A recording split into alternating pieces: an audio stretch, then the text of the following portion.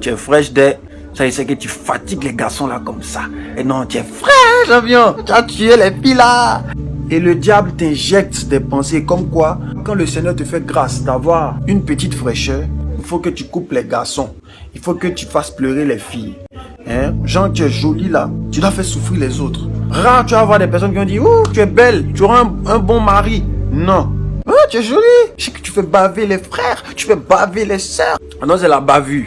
Vous savez, de la même manière que le diable recrute des gens qui savent chanter, des gens qui savent entreprendre et tout ça, c'est de cette même manière qu'il recrute aussi des gens juste parce qu'ils sont jolis. Pourquoi? Parce que la beauté attire. Et remarquez même dans le monde, les plus influents, soit tu sais chanter, soit tu es riche, soit tu es joli. Des gens qui savent pas faire grand chose, mais ils sont jolis. Simplement, le diable les prend. Les gens les suivent en masse. Le diable va l'envoyer à faire des vilaines choses. Quand il poste un truc contre tout le peuple.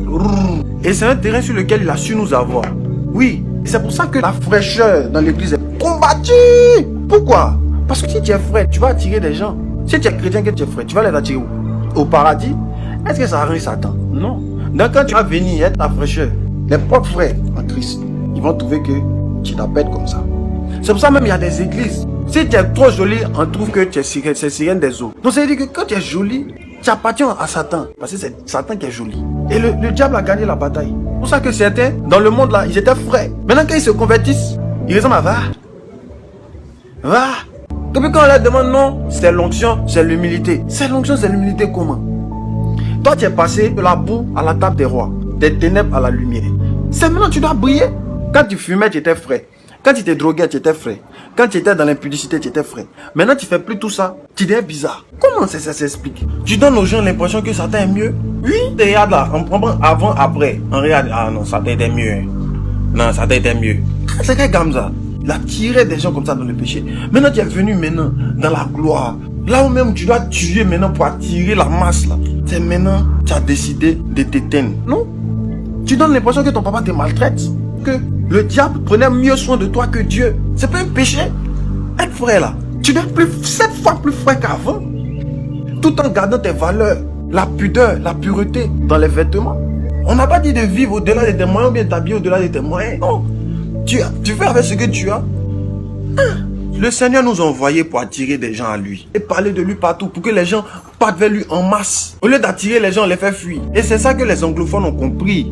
C'est pour ça que l'église anglophone, ils tiennent tête aux parents. Il n'y a pas de parents qui peuvent faire malin si un chrétien anglophone là-bas. Et c'est que toi tu as, tu peux te glorifier. Lui il a ça. Et puis lui il a onction dessus. Lui il a pureté. Il a paradis dessus encore pour mettre dessus. Regardez, chante Ada. Regardez comment elle s'habille. Jeune, fashion, tranquille. Tu as la voix, tu as pensé que onction. Réveillons-nous les amis. Nos papas et nos mamans sont fatigués. Donc eux, on comprend. Nous les jeunes là, on peut pas aller au Jassa, fouiller les oui. C'est mes frères.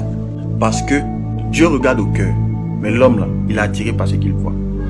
Et c'est là que tu comprends 2 Corinthiens 8 verset 21 qui dit: car nous recherchons ce qui est bien non seulement devant le Seigneur, mais aussi devant les hommes.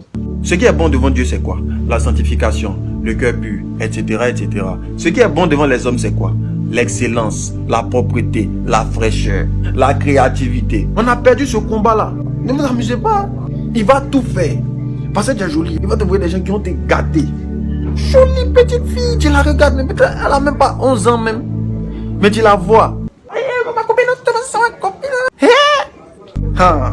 Il va te faire tomber sur les mauvaises personnes qui vont te rendre ton cœur dur. Il y a des filles là. Tout ce qu'elle doit faire pour le moment, se convertir, travailler, dormir, c'est tout. Marie, tu as à voir. Tu n'as pas besoin de forcer. Tu la regardes, elle est jolie comme ça. Mais de toute façon, elle est jolie là. C'est comme ça, elle est partout. On ne sait pas. Elle est dans telle plante. Mais il faut rester tranquille. Faut rester tranquille. Non, sois sincère. Il y a des gens là. Toi, mais c'est ton ami, c'est un garçon comme toi. Hein. Mais tu as dit, ouais, champion, tu es frais. Mais de toute façon, il est frais là. C'est comme ça, il est pédé. Mais c'est ça. Satan, il a compris cette bataille là. C'est pour ça que les jolies personnes sont combattues comme ça. Par toi là, il peut gâter des millions de gens. C'est pour ça que quand une personne qui a un don de beauté veut se convertir, c'est chaud. La personne est attaquée.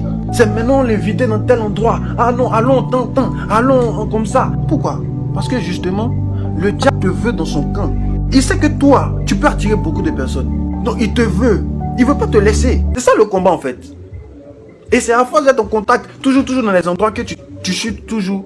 Pourquoi? Parce que la Bible dit fuir l'impudicité. Mais toi, tu es toujours au contact. Donc tu finis par chuter. Bon, sinon, quand il dit jolie personne là, tout le monde devrait se sentir concerné. Mais c'est pas qui pense qu'il est vilain ici. Où je veux en venir? Faut pas penser que tu es jolie en vain. Non.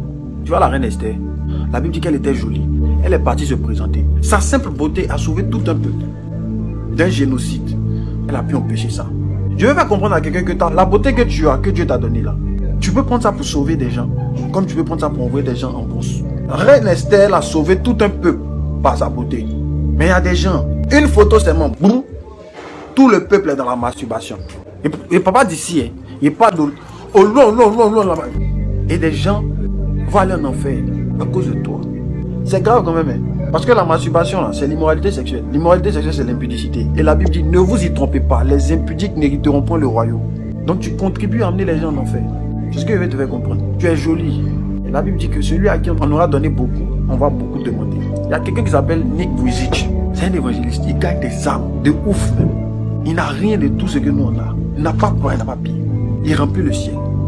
Maintenant, nous à qui Dieu a fait don de nos membres, nos pieds là, on fait quoi avec?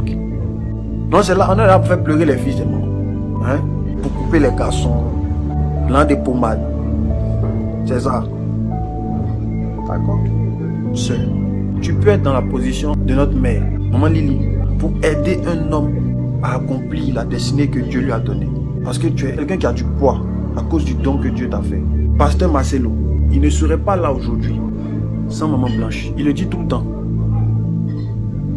Tu vois comment elle est jolie, elle est belle. Elle a mis sa beauté au service de Dieu. Sa beauté sert à gagner des âmes. C'est ce que toi tu en as fait. Donc vraiment que Dieu nous aide. Que Dieu nous aide.